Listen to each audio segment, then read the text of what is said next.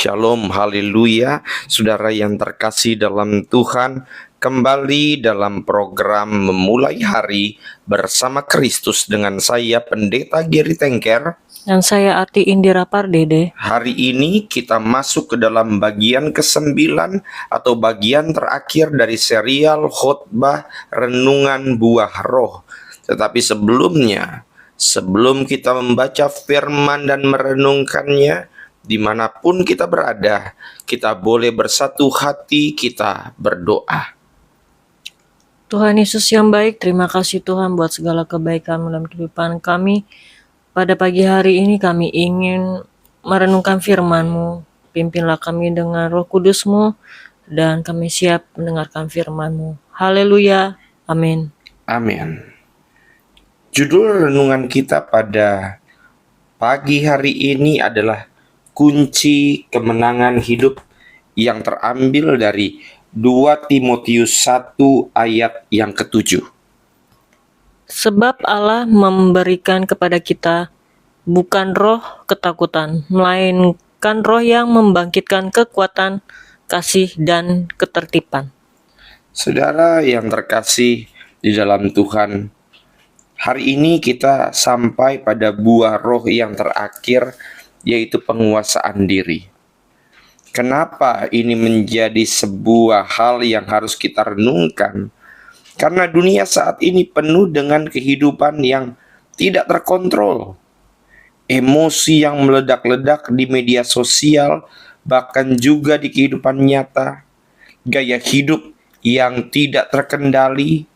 Kita bisa lihat ada orang yang makannya mungkin berlebihan, belanja tanpa batas, atau mungkin kecanduan hiburan.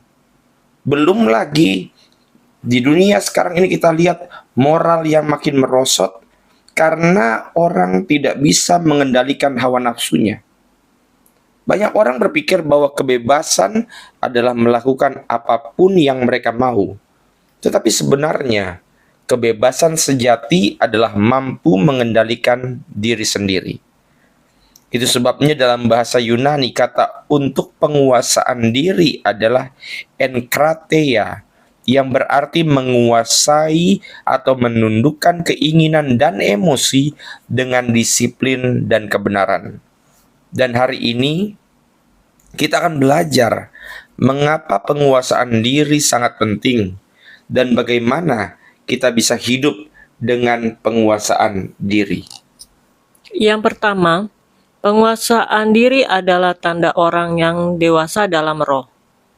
Kita bisa baca dalam Amsal 16 ayat 32, orang yang sabar melebihi seorang pahlawan. Orang yang menguasai dirinya melebihi orang yang merebut kota. Dunia mengagumi orang yang kuat secara fisik atau berkuasa. Tetapi Tuhan berkata bahwa orang yang bisa menguasai dirinya lebih hebat daripada seorang pahlawan. Orang yang tidak bisa mengendalikan emosinya akan mudah membuat keputusan yang salah dalam kemarahan. Bisa merusak hubungan dengan orang lain karena perkataan yang tidak terkontrol. Lalu jatuh dalam dosa karena tidak bisa menahan godaan. Contohnya adalah Raja Saul. Ia dipilih oleh Tuhan, tetapi karena tidak bisa mengendalikan kecemburuan dan kemarahannya terhadap Daud, ia kehilangan kerajaannya. Sebaliknya, orang yang memiliki penguasaan diri akan tetap teguh dan tidak mudah jatuh dalam godaan. Yang kedua, saudara, mengapa penguasaan diri itu penting? Karena penguasaan diri membantu kita mengalahkan godaan. Maka dalam Titus 2 ayat 11 sampai 12 dituliskan bahwa karena kasih karunia Allah yang menyelamatkan semua manusia sudah nyata. Ia mendidik kita supaya kita meninggalkan kefasikan dan keinginan duniawi, dan supaya kita hidup bijaksana, adil, dan beribadah di dalam dunia sekarang ini. Saudara harus tahu bahwa godaan itu bisa datang dalam berbagai bentuk. Mulai dari godaan seksual yang menghancurkan banyak sekali pernikahan, pelayanan, godaan materi yang membuat orang jatuh dalam keserakahan, dalam korupsi, atau juga godaan untuk balas dendam yang pada akhirnya bisa merusak hati kita sendiri. Saya melihat ada banyak sekali orang-orang yang hebat dalam pekerjaan, bisnis, karir, bahkan juga pelayanan. Pada akhirnya hancur karena tidak bisa menguasai diri.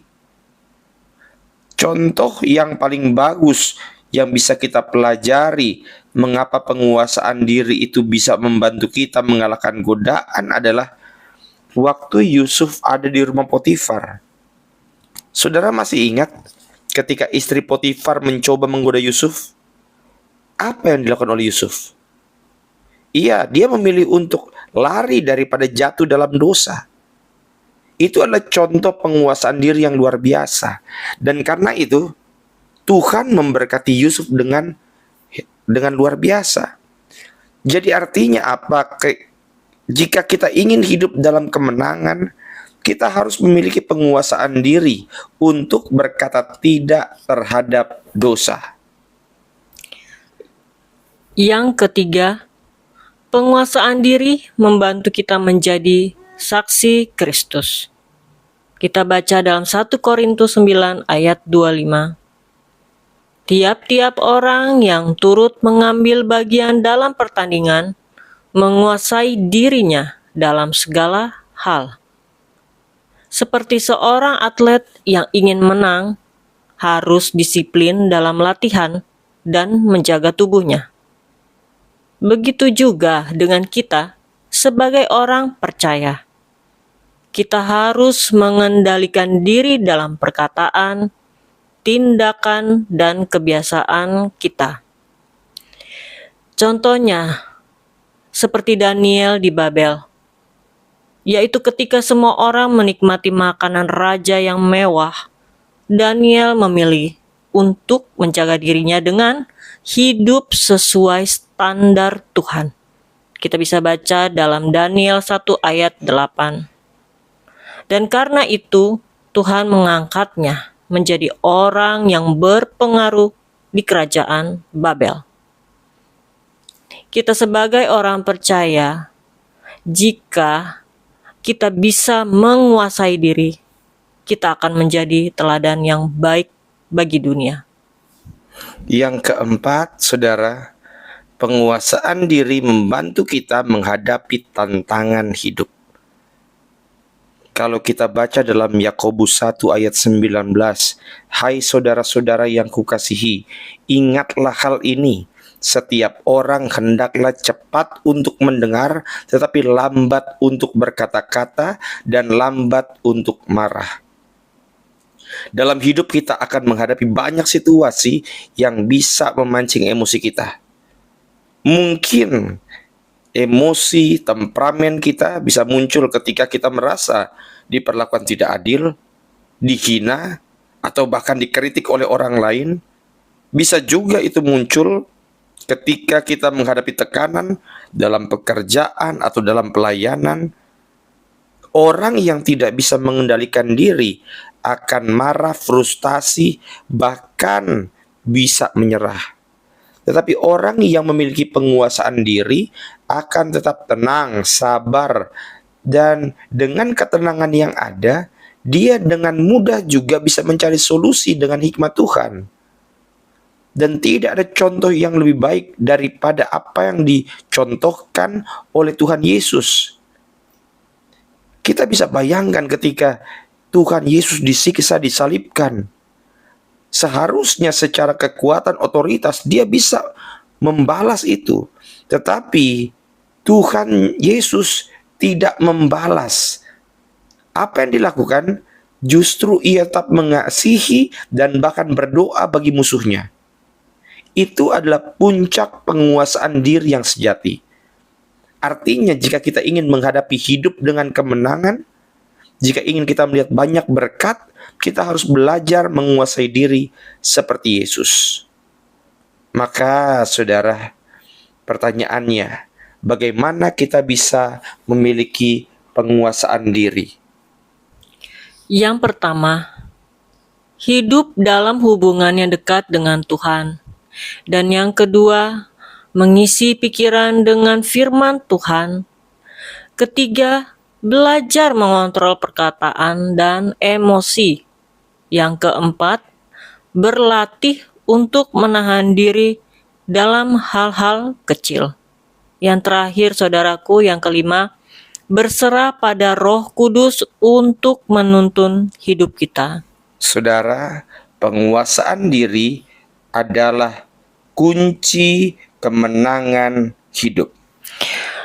Saudaraku, banyak orang gagal dalam hidup bukan karena kurang berbakat, tetapi karena kurang penguasaan diri. Tetapi jika kita hidup dalam Roh, kita akan memiliki kekuatan untuk mengendalikan diri dalam segala situasi kehidupan kita. Mari hari ini kita memilih untuk hidup dengan penguasaan diri, karena itu adalah kunci untuk mengalami kemenangan sejati dalam hidup ini. Amin. Kita bersatu dalam doa. Bapa yang kami sembah di dalam nama Tuhan Yesus Kristus, terima kasih Tuhan untuk hari ini, di mana Engkau mengajarkan kami untuk penguasaan diri, supaya kami bisa hidup dalam damai sejahtera dan hidup lebih dekat lagi dengan Engkau. Pimpinlah kami Tuhan sepanjang hari ini dalam setiap aktivitas kami, supaya kami bisa menguasai perkataan, perbuatan, pikiran kami. Berkatilah Tuhan suami kami, istri kami, anak-anak kami, bahkan seluruh keluarga kami dimanapun mereka berada. Kasih Tuhan, penyertaan Tuhan sempurna atas hidup kami. Terpujilah Engkau Bapa kami. Haleluya. Amin.